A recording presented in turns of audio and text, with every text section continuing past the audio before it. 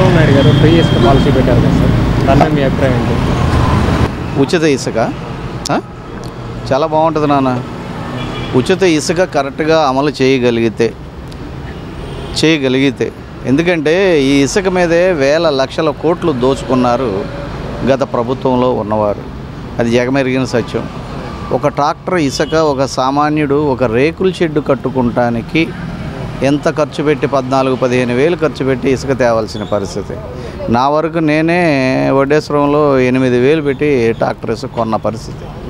మరి ఆ పరిస్థితి లేకుండా ఇవాళ అది ప్రకృతి సహజ సిద్ధంగా ప్రజల కోసం ఏర్పడినటువంటి ఇసుకని ప్రజలకు మళ్ళీ చక్కగా ఫ్రీగా ఇవ్వడం అనేది చాలా great.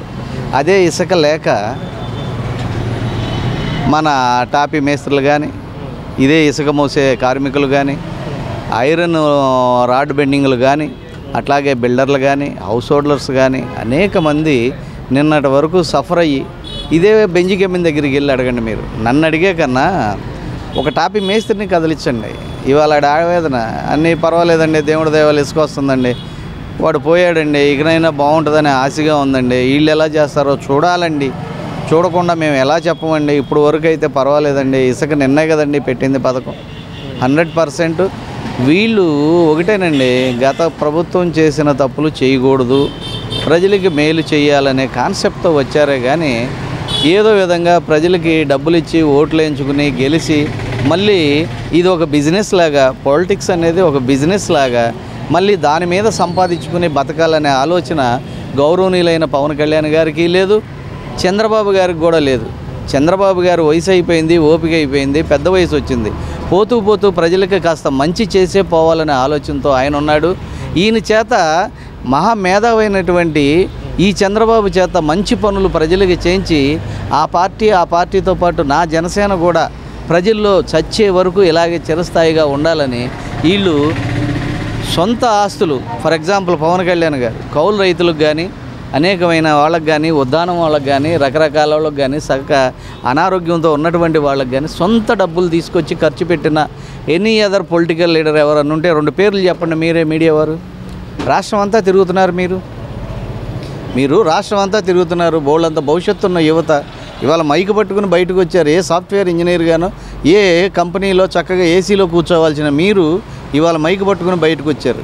It is eligibility for you also, the job is eligibility for you కాదు. ఏం చేస్తాం చెప్పండి? ఈ ఎలిజిబిలిటీ ఇవాళ ఇక్కడున్న పేద ప్రజలకి, నిరుద్యోగులకి ఉద్యోగాలు కల్పించడానికి రకరకాల పథకాలు అన్నీ కూడా తీసుకొచ్చి ఆ పథకాలను అప్పుడే అమలు చేస్తున్నారు. అప్పుడే ఇప్పుడు చూడండి 5 పథకాలు అమల్లో పెట్టేశారు ఆల్రెడీ. 100% వాళ్ళు పవన్ కళ్యాణ్ ఆల్సో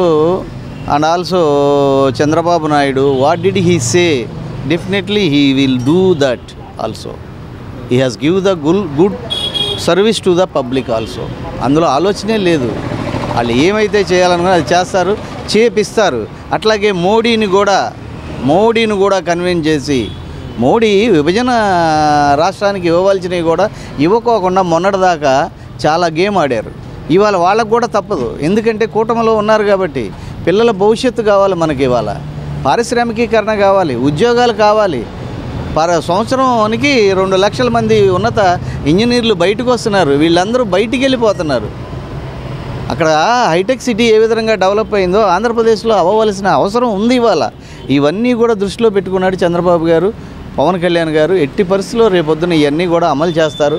అట్లాగే ఈ జగన్ వచ్చి ఇల్లు ఇచ్చేసానని అమరావతిలో ఇల్లు చూపించి ఇల్లు అని చెప్పి కూడా చెప్పారు. ఆ ఇళ్ల విషయం కూడా క్లారిటీ ఇవ్వాలి. అంతకుముందు చంద్రబాబు గారి టైంలోనే ₹1,00,000, 70,000, 60,000 కట్టినటువంటి వాళ్ళు కూడా ఇల్లు లేకుండా ఇప్పుడు వరకు అలాగే ఉన్నారు. వీళ్ళందరికీ కూడా ఇల్లు అనేది ఏర్పాటు చేయాలి. ఒక్కొక్కటి చేసుకుంటూ వస్తున్నారు. ప్రస్తుతం సంసారం ఖాళీ బొచ్చులతో ఉంది.